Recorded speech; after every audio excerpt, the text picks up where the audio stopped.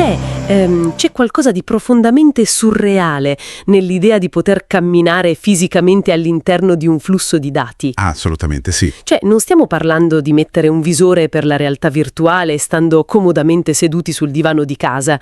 No, immaginiamo di attraversare letteralmente le viscere di una collina circondati da informazioni che prendono vita, respirano e mutano intorno a chi vi passeggia. Benvenuti a questa nuova esplorazione, un'immersione totale in uno dei progetti culturali più strabilianti che ci sia capitato di incrociare ultimamente. È davvero una roba da fantascienza applicata all'urbanistica. Esatto. L'argomento centrale di questa nostra analisi è un evento che sta ridefinendo il concetto stesso di spazio pubblico. Parliamo dell'apertura a Gorizia della DAG, la Digital Art Gallery. Si è appena imposta come la galleria d'arte digitale immersiva più grande d'Europa. E la cosa pazzesca è che si trova all'interno di un luogo che trasuda una storia pesantissima, la storica Galleria Bombi. È un progetto che, definire semplicemente ambizioso e riduttivo. Per comprendere appieno la portata di quello che sta succedendo a Gorizia, abbiamo passato in rassegna una quantità davvero affascinante di materiali. Una mole di documenti non indifferente, vero? Esatto. Dai comunicati ufficiali legati al turismo locale, come quelli di Promoturismo FVG, alle analisi di chi studia le rigenerazioni urbane sui portali di architettura, fino ad arrivare ai dettagli ingegneristici, agli orari tecnici e alla biografia, inclusa la pagina Wikipedia, di chi ha plasmato l'opera inaugurale, ovvero Refik Anadol. Che è un genio assoluto, ma ci arriviamo tra un attimo. Certo, la nostra missione oggi è capire esattamente come un luogo di pietra, storicamente legato ai confini fisici, alle divisioni e persino alla guerra, si è stato trasformato in un'esperienza ipertecnologica e assolutamente fluida. Vogliamo comprendere perché questo specifico intervento segni un punto di svolta nel modo in cui è possibile percepire la memoria storica intrecciata all'arte contemporanea. Ok, cerchiamo di sviscerare bene la questione, perché i numeri e le descrizioni fisiche di questo progetto fanno letteralmente girare la testa. Partiamo proprio dall'architettura di questo sogno. I numeri sono impressionanti? Sì. Quando ho letto i dati tecnici per la prima volta, la mia reazione è stata di pura incredulità. Stiamo parlando di dimensioni sbalorditive. Immaginiamo un tunnel lungo oltre 300 metri, scavato nella roccia. E non una roccia qualsiasi. Esatto, roccia viva.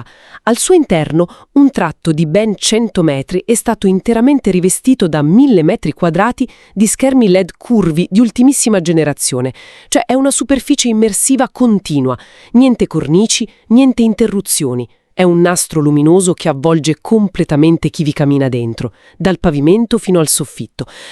E credo che su questo saremo d'accordo, la vera magia non sta solo nei chilometri di cavi, sta nel contenitore stesso. Senza dubbio. Il contenitore non è un dettaglio secondario, è la chiave di lettura dell'intera opera. La Galleria Bombi non è un banale sottopassaggio pedonale, è un tunnel realizzato in epoca asburgica che durante i conflitti del Novecento è stato utilizzato come rifugio antiaereo. Un luogo di sopravvivenza, insomma. Esatto, e c'è un contrasto che emerge potentemente dai racconti dei blog turistici locali che abbiamo analizzato. Una dicotomia quasi violenta, ma di una bellezza commovente. Gorizia stessa è una città che ha vissuto sulla propria pelle il peso dei confini. È un'amalgama incredibile di culture stratificate. Sì, passeggiando fuori dal tunnel si respira quel rigore architettonico austriaco. Il rigore austriaco, la solarità tipica del mondo friulano e quell'inquietudine affascinante della cultura slava. È una città che ha conosciuto il filo spinato. Poi, chi passeggia in centro fa un passo all'interno di questo ex rifugio e subisce una transizione fulminea. Un salto in un'altra dimensione. Precisamente. La materia pesante, la pietra fredda e ruvida scompare per lasciare spazio a un'arte eterea, fluida, priva di angoli retti. Da un luogo dove ci si nascondeva per sfuggire alla distruzione, si passa a un luogo dove ci si immerge nella luce. E devo ammettere che, leggendo le specifiche sui portali di architettura, la mia prima domanda è stata: ma come fanno a montare 1000 metri quadrati di tecnologia in un rifugio storico senza devastare le pareti originali? Una bella sfida ingegneristica. E la risposta degli ingegneri è stata geniale. L'intero intervento tecnologico è completamente reversibile. Questo aspetto mi ha fatto impazzire. Decine di migliaia di elementi modulari, l'intera struttura dei LED wall e il sistema audio spaziale sono letteralmente svincolati dalla struttura in pietra. Un ecosistema indipendente. Come un'astronave che galleggia a pochi millimetri dalla rocca asburgica, senza scalfirla. Non intaccano in alcun modo l'identità del luogo. È pronto a essere smontato un domani senza lasciare nemmeno il segno di un chiodo. Ciò che è davvero affascinante qui è come l'opera si elevi oltre il semplice traguardo tecnico, per diventare un potentissimo gesto architettonico e sociale. Pensiamo a questo, dove la storia di Gorizia ha, nel tempo, diviso le persone attraverso l'imposizione di muri e barriere doganali. Questa installazione utilizza i dati per unire. In che senso? In diverse analisi che abbiamo consultato, il dato digitale viene descritto come un nuovo volgare universale. È una prospettiva intrigante. Così come un tempo lingue comuni permettevano di comunicare scavalcando gli imperi, oggi l'algoritmo e l'arte generativa parlano una lingua visiva che annulla istantaneamente le distanze geografiche e culturali. Sotto questa luce il tunnel si trasforma in una sorta di macchina del tempo rovesciata. Non guarda al passato, insomma.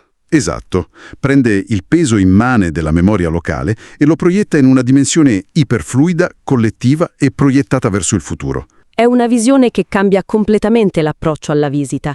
E per capire fino in fondo questo nuovo volgare universale, dobbiamo per forza parlare di chi questo linguaggio lo ha plasmato. L'opera d'apertura si intitola Data Tunnel ed è firmata da Refik Anadol. Un pioniere assoluto. Sì, per chi non avesse familiarità con l'arte digitale contemporanea, stiamo parlando di una figura che sta riscrivendo le regole. Dalla sua biografia emerge un profilo incredibile. Nato a Istanbul nel 1985, docente alla UCLA in Design Media Arts, ha cofondato Dataland, il primo museo dedicato all'arte dell'intelligenza artificiale, e ha esposto ovunque, dal MoMA al Centro Pompidou. Un curriculum di altissimo livello. Ma la particolarità del suo approccio non è nel curriculum. All'inizio, sentendo arte creata con l'intelligenza artificiale, ho pensato alle solite immagini generate in 3 secondi con un testo. E invece lui fa qualcosa di radicalmente diverso. Non usa l'algoritmo come un pennello, lo tratta come un vero e proprio collaboratore. E questa è la differenza fondamentale tra l'uso banale della tecnologia e la vera arte contemporanea. Questo approccio collaborativo è il nucleo della sua filosofia. Per creare Data Tunnel, il modello di intelligenza artificiale è stato addestrato per mesi con sterminati archivi scientifici globali open source contenenti dati ambientali. Dati sul clima, giusto? Sì, misurazioni del vento, fluttuazioni delle correnti oceaniche, variazioni di temperatura. L'algoritmo ha masticato questi miliardi di numeri invisibili e ne ha cercati i pattern visivi, trasformandoli in un flusso continuo. Il risultato è descritto come un sogno naturale, imponente pulsazioni oceaniche, texture botaniche che si dissolvono, ritmi atmosferici, un'estetica visiva che è al tempo stesso aliena e profondamente organica. Ed è qui che la cosa si fa veramente interessante, perché l'impatto di tutto questo non è circoscritto alla sola percezione visiva, è un impatto brutalmente fisico. Leggendo un blog locale orientato alle esplorazioni all'aperto, ho trovato un racconto che descriveva l'esperienza come una sorta di sindrome di Stendhal 2.0. Una definizione molto calzante. Chi entra in questo tratto sperimenta un'incredibile illusione sensoriale. L'ambiente è buio, l'unica luce proviene da questi schermi curvi potentissimi.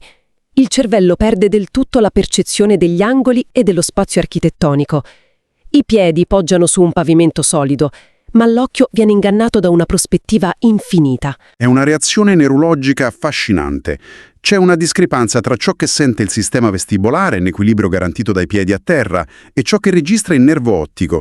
Si percepisce una vertigine indotta non dall'altezza, ma dalla vastità dell'informazione che scorre addosso. Come se si stesse perdendo l'equilibrio. Esatto. La vista comunica al corpo che si sta volando attraverso nebulose di informazioni. Il mondo esterno sparisce totalmente. In quel momento non esiste il traffico di Gorizia. Rimane solo questo ritmo binario diventato immagine viva. E proprio su questo c'è un consiglio splendido in quel blog di arrampicata di cui parlavo.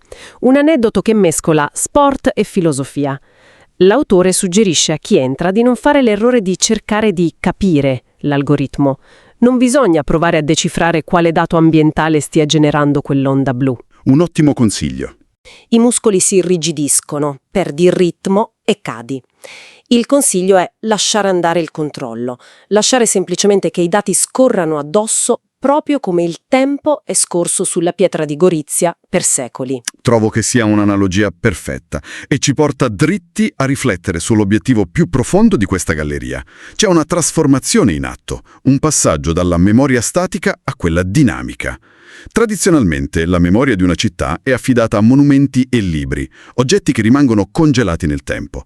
L'installazione di Anadol spinge a ribaltare questo paradigma. In che modo trasforma la memoria? Dimostra che Nastanel non deve essere qualcosa di polveroso, può essere un flusso continuo.